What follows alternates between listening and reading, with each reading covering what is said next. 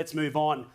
Talk about people that are under pressure. Now, Keir Starmer was elected as Prime Minister of the UK a little over a year ago. In July last year, Labor has about 400 seats in the House of Commons. They're a mile in front, and the Tories, the Conservative Party, are being slowly picked away by Nigel Farage's movement. And yet, from everything you've read in the last 24 hours, 48 hours, Keir Starmer, the UK Prime Minister, is a dead man walking. He's been all over the front page. There's been scandals. There's been links to senior people, to Jeffrey Epstein. And we just get this feeling that normally with these political things, after a matter of time, something will happen. Meanwhile, Keir Starmer has defended his comments and sort of doubled down in regards to his angry position towards the UK protests from the other day. Take a look. Look what happened on our streets on Saturday. That wasn't just very bad behaviour in central London, although it was that, assaulting police officers and the like. That's plastic patriotism. It sent a shiver through so many of our communities who now feel more scared than they did before. I understand that. I'm absolutely determined to lead in this fight of our times.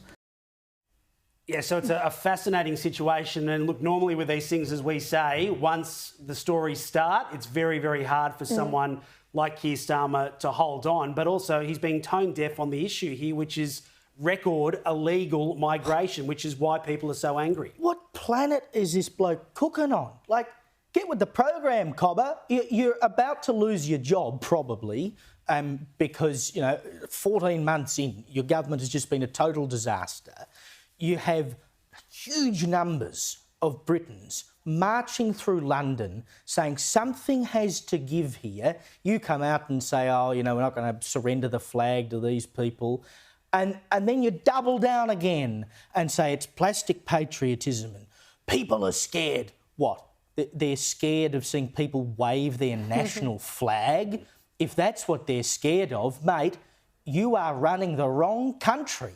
Why don't you go somewhere else and run another country where you think it's better to fly their national flag? Maybe go over to France if you're so fond of people coming via that joint. I mean, he just does not get it, Sir Keir Starmer. Even Anthony Albanese, in his sort of, famed condemnation of the March for Australia rallies we had here, could acknowledge that there were a great number of people there with legitimate concerns. I mean, Sir Keir can't even do that. Yeah, and he's trying to paint these marches as violent and disorderly. There were at least 110,000 people there. Marchers claim there were millions there, and there were only 24 arrests. How does that stack up? Widespread violence, dangerous. Oh my goodness. 24 arrests out of hundreds of thousands of people. How many arrests are there at the weekly Palestine protests? How many assaults on police at the Palestine protests? I guarantee you a lot more. In fact, Palestine Action in the UK has been designated as a terrorist organisation.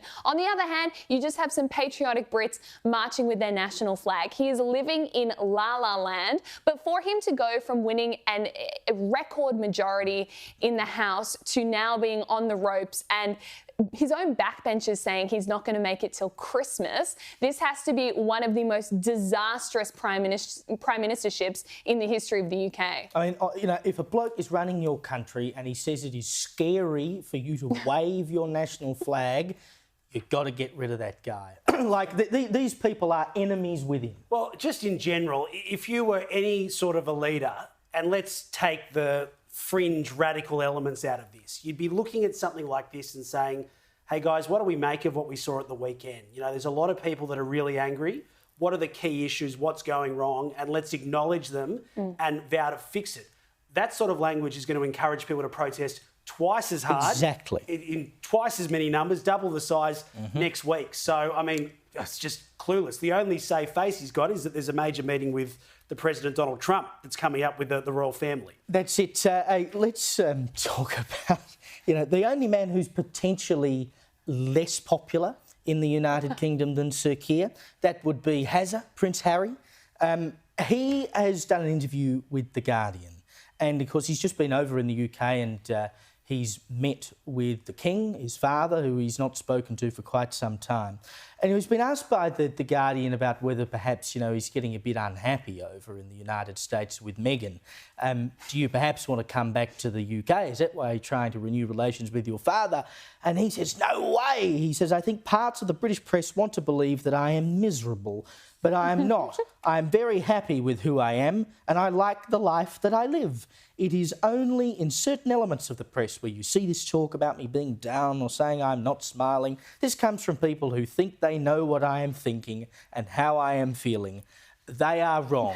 A few simple words. Perhaps he doth protest too much. I think that's what you call Stockholm syndrome. He's actually enjoying his captivity in Montecito, but he wouldn't be crawling back begging for a meeting with the royals if he was so happy in Montecito. I know, amazing.